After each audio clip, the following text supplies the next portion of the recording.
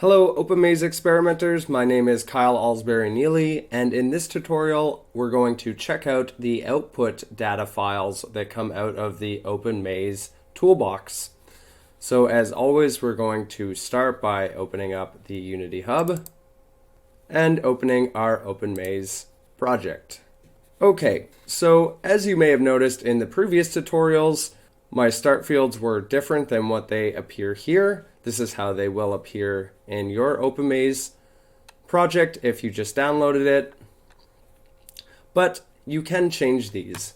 And you can do that really easily by just opening the launch experiment scene in the Unity editor and then going to Canvas and then clicking the down arrow. And what you'll see here is that we have field 1, field 2, field 3, and field 4. Now, if you want to change what these fields represent for your experiment, you can just open each one, and what you'll see is a placeholder, and you'll see the text. Now, if we go to the placeholder, what you're going to see in the inspector window is this text field, which just says start field 1, and that corresponds to what's written in the first field. Now, if you want to change this, say you want to change it to a maybe participant ID, you can just go ahead and change that there. We can do the same for our second placeholder. So maybe our second placeholder will be condition. We'll change our third placeholder to session. And our fourth placeholder will just act as a notes field. And once we've changed those fields, as you can see, our launch experiment scene now has those in each one of the fields. And what we'll see in a moment is that anything that you enter into these fields will actually be output to the data file. So let's just go ahead and see how that works. We'll save that first. And if you want to test your experiment as your participant is going to see it, all you have to do is hit this maximize on play button before pressing the play button in Unity. So we're just going to go ahead and do that now. And then we'll press the play button and we'll navigate to the appropriate configuration file, which is experiment testing and output. And we'll go to tutorial 9, testing and output. We'll open that up, and as you can see here, all of your new place fields exist. And what we'll do is we'll just put, will be participant 1001, condition, we'll put condition 1, session 1, and for our notes, we'll just type in none. And then we can press the spacebar to start our experiment. And as we can see, this is just like the Morris water maze task from a previous tutorial. We're just going to collect the cube.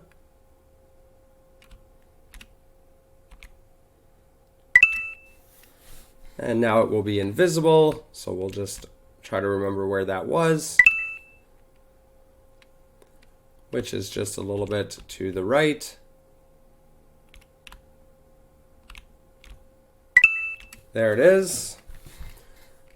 Then we'll be placed into another environment with another enclosure, and we'll just collect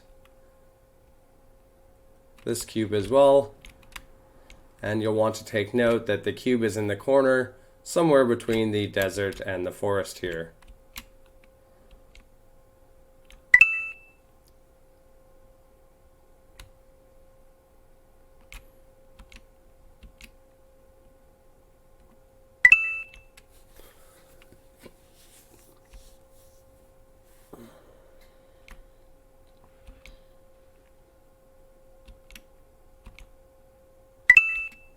Okay, now that we've completed the experiment, we can just go back up and press the play button. And now to view our output data from this experiment that we just ran, we can minimize the Unity window, navigate to our OpenMaze folder. We'll go to Assets, Output Files. And what you might see here is a bunch of output files from all the tutorials that you've been running already. You can just go ahead and delete those.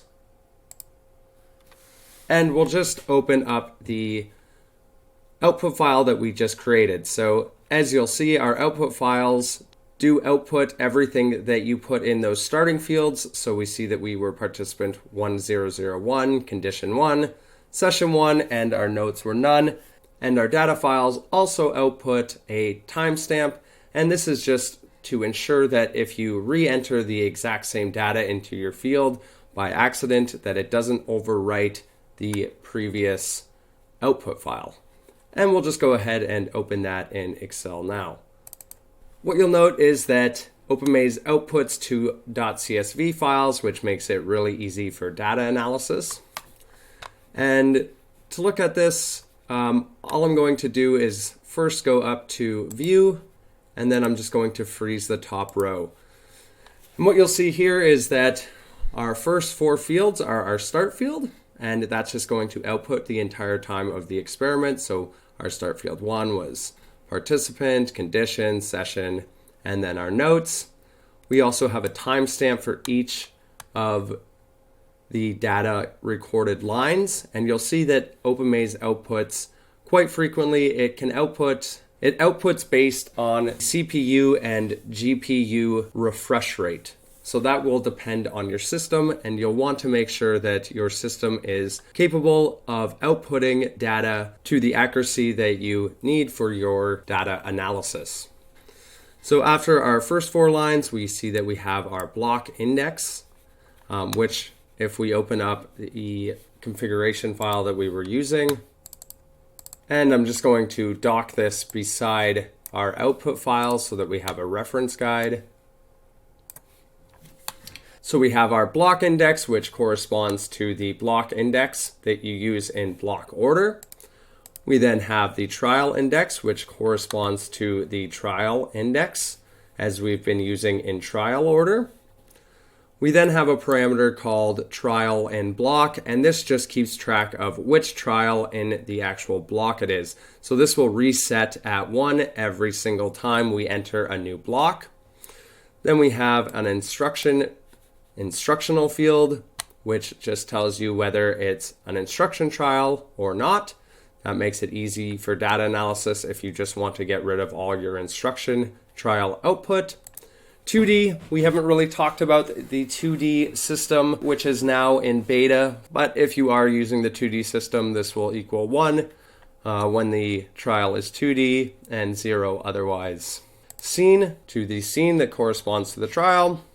Enclosure corresponds to the enclosure index in your configuration file. And then the next 4 parameters correspond to the position of your participant within the environment, just like we used in previous tutorials. We also have this collision vector, which is 0 anytime that the participant is moving and not making contact with a goal object. We also have this goal parameter X and goal parameter Z, which just tells you the location of the goal within the environment. And we have last X and last Z, which just tells you the last position the participant was in the previous trial. We also see that we have up arrow, down arrow, left arrow, right arrow, and this space parameter. So that just lets you know when the participant was pressing the up arrow, down arrow, left arrow, or right arrow, or the space bar. Okay, so let's just check this over and make sure that everything is outputting correctly.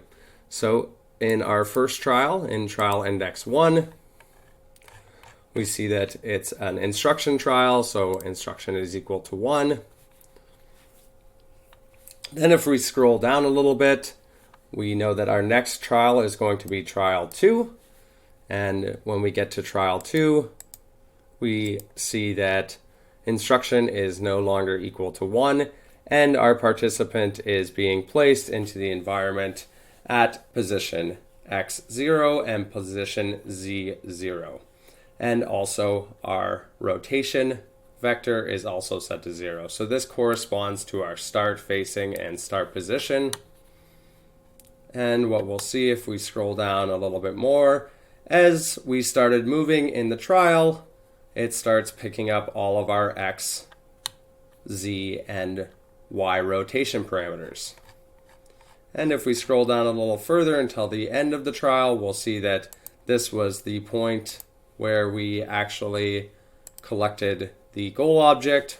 The sound played for the rest before we entered into our next instruction trial. And you will also notice that we have our enclosure, which is set to 1, and our scene parameter, which is set to 5. So as you can see, you can use the block index. You can separate out blocks however you'd like in order to make data analysis a little bit easier. In one of the previous tutorials, we talked about how you can separate out instruction trials from 3D trials, or you can separate out different phases of the experimental task into different blocks, which will help you do the analysis after. Okay, great. So I'm also going to just go over how you can change the column names. And this is one of the few times, unless you're making changes to the OpenMaze framework, that you're going to want to go into the source code. So to change the column headings, you're going to want to navigate to the project window, to scripts, and then to main, and then you're just going to double click on loader. If you started at the top, you're just going to scroll down until you see this public static void log headers. And what you'll see here in this write function is that we have all of the fields or all of the column names that were output to our data file. Now remember, we changed our start field 1 to participant, our start field 2 to condition, start field 3 to session, and start field 4 to note. So maybe what we want to do is we want to have these output with the same names in our output file. And we can do that just by changing these here. So instead of start field 1, we'll put participant. Start field 2 will change to condition. Start field 3 we can change to session. And start field 4 will change to note. Then we can just save this. So I'm just going to hit Control S to save. And of course, if you want to change any of these other column names, it's very easy to do that. Then when we go back to Unity, we can launch our experiment again, navigating to our experiment testing and output. Open that up. And now we'll be participant 1002, condition 2, and none. Then we can hit the spacebar to start our experiment. And we'll just complete a couple rounds of this. And I'll go back up and press the play button. And if we navigate back to the OpenMaze folder,